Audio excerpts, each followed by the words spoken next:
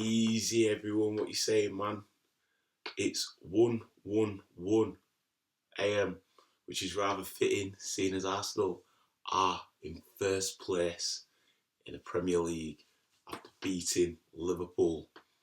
You're probably thinking why I'm doing it so late. I was actually at the game and my phone's a bit knacked, so the audio won't be able to come through decent, so I had to wait till I got back up Leeds. So I've been the game, last train back, did the same for the North London derby as well. And two games that I'm just so grateful to be around that stadium and soaking and breathing that collective harmony, that buzz, the electricity that is pulsating through the ground at the moment from pre-match, in and around it, through the game, the aftermath. There's something truly, truly special that is taking shape for our club right now.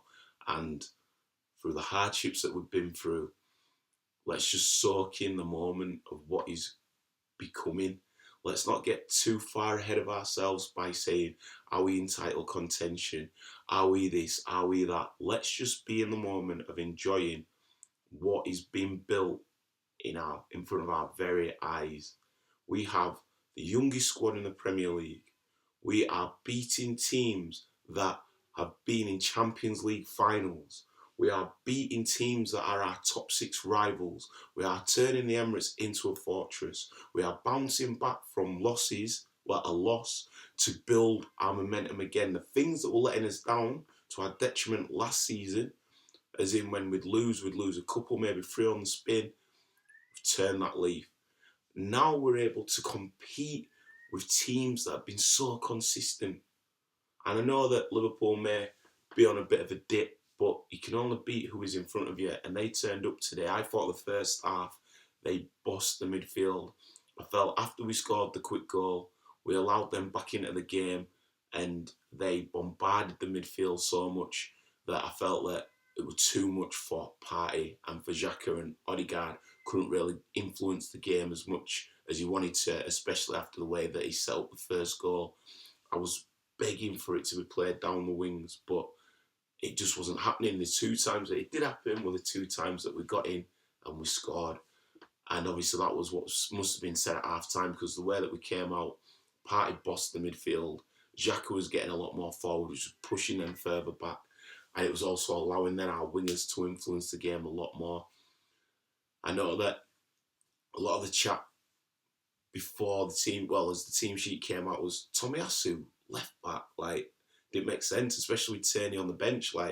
I'm sure many of you out there are of the opinion like I am. If you're fit enough to be on the bench, surely you're fit enough to play the game. At least start it and maybe make 60 minutes, who knows? But as we're learning now, it's not to question the decisions of Arteta, it's to trust his decisions. And when we were walking to the ground, me and who I were with, I actually thought about it and I was like, if he's up against Mo Salah likes to cut in. So why not have an inverted fullback? Why not have a fullback who is on the opposite flank? So Mo Salah plays on the right, he wants to cut in on his left. That means that the left back with a right foot can compensate that. So he's going to always show him inside, but it's his strongest asset to do that. And that's why I believe one of the reasons why Tomiyasu, he did have Salah in his pocket. Another thing that I want to touch on about that is 2 games on the trot now at home. Opposing managers have shut up shop 70 minutes into the game. You saw it with Conte, he took off Son, he took off Richarlison. You saw it today in the Liverpool game when they were, in the game and they took off Salah. And I'm sure did they take off who's mate who always scored? Jota always scores against us, mate, didn't today. And that must be a sign of the respect that we are getting, that top tier managers 70 minutes into the game are going, nah. With Spurs' case, they didn't want to get embarrassed. And today, Klopp was like, let's chip with a point. And that is the point, is that we are having these managers now assess what's going on in the game and thinking, we're getting done here. We need to leave with what we've got. And not leaving with fuck all. We're leaving them with nothing, bro, other than the fact that we are putting in performances week in, week out, and it's quality to see as a fan base to see that these players are earning the respect of opposition players, opposition managers, and it feels good. So as I say, let's not get gassed. We are in this, but let's not get gassed. Now, pundits and, you know, your radio host and all these conversations, all these outer influences are now going to scan eyes on us. But this is something that, for me personally, the turn of the year, the Man City game was the game when I was convinced that we had something about the players and about this manager. In that game, when we should have won that game, and it was Stuart Atwell, what a dickhead. Michael Oliver today as well, don't get me started on that. But it was that game, the turn of the year, where I was like, no, I'm in. Like, the way that we turned up against Man City, I was in. And since then, I've just seen it develop and develop and develop. So these pundits and everyone can jump on it now and be like, oh, actually, they play good football. But we've been seeing signs of that. And the inclusion of the players that we brought in the summer is building to that. Now, one thing that I do want to see, obviously we've got Europe midweek, we've got Leeds away next week, the Ben Random derby, as I like to call it. And then we've got the rest of the European games. And then also we've got Southampton away and Forest at home. You know, October on paper, and rightfully so, was looked at as a crucial month, and how would we rise to it, or how would we buckle to it? And so far, we've risen to it. So let's maintain this and build to it.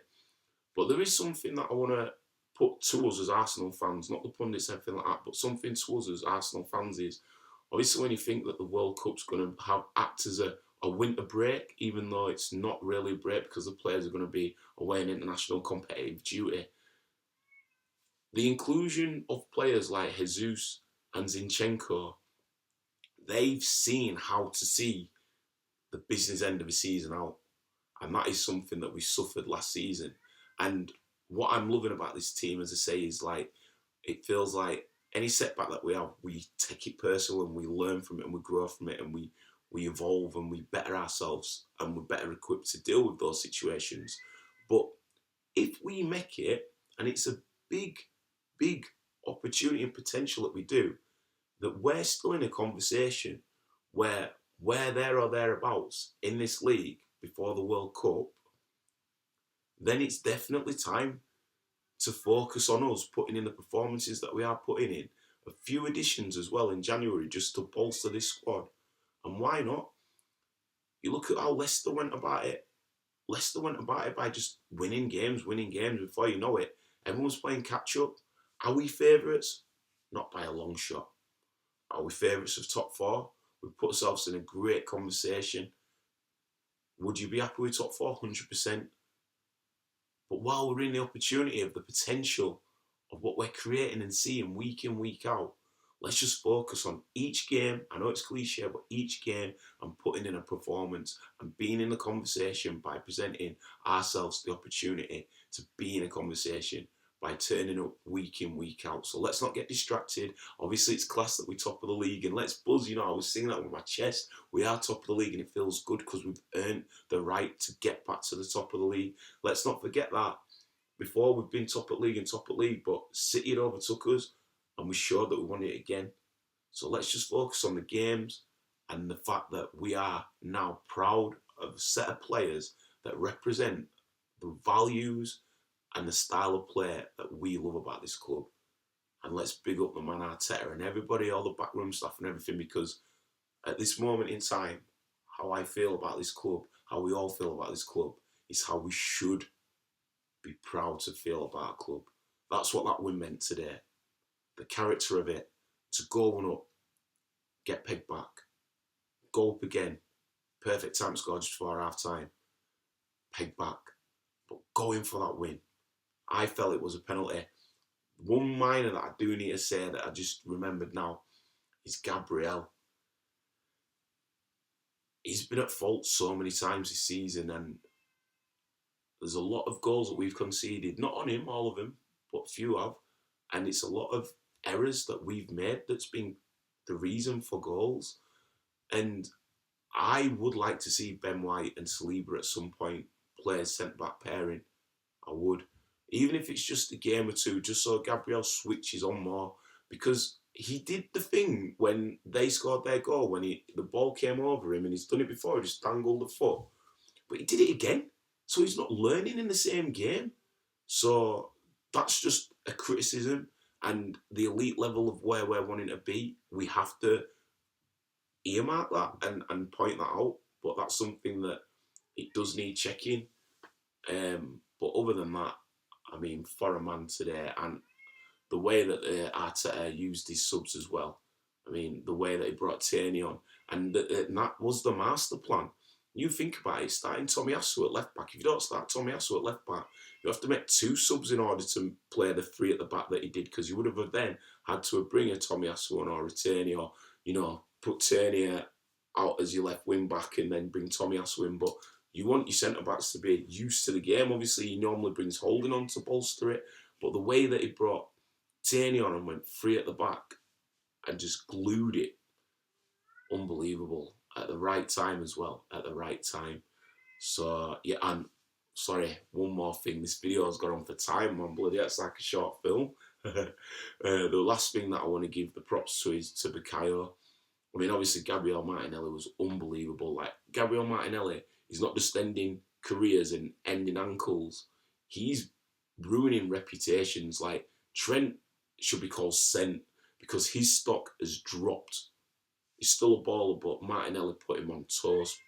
But Bukayo Saka, right, where I was watching it, it was at that end where he scored the penalty. He must have waited about 5 or 6 minutes to take that penalty while there were a bit of jarring going on between Gabriel and Henderson and Xhaka, and obviously we'll see the aftermath of that by the accusations that have been made. But the way that Saka steadied himself, took himself away from it. I think Nunes trying to say something, what a div. He was trying to say stuff to Saka and get in his head, but the calmness of Saka, 5 or 6 minutes, just chill, process where he's going to put it, and then back himself to finish that penalty in that pressure situation. Come on, man. We've got to be proud. So big up this one today. Everyone's saying it's a statement. I understand what people mean by it's a statement, but trust, we know that we've been making statements week in, week out. So let's just move on to the next and know that we can compete, and allow us as fans and them as players to grow in confidence to know that whoever we face, as long as we put a performance in, we are going to be a problem for anybody. And who knows where that can take us. At the moment, it's just a game at a time. Victoria Concordia preset, brothers. Victoria Concordia preset. Peace. Victory through harmony. You know them ones, man. Enjoy the world. Peace. Stay safe.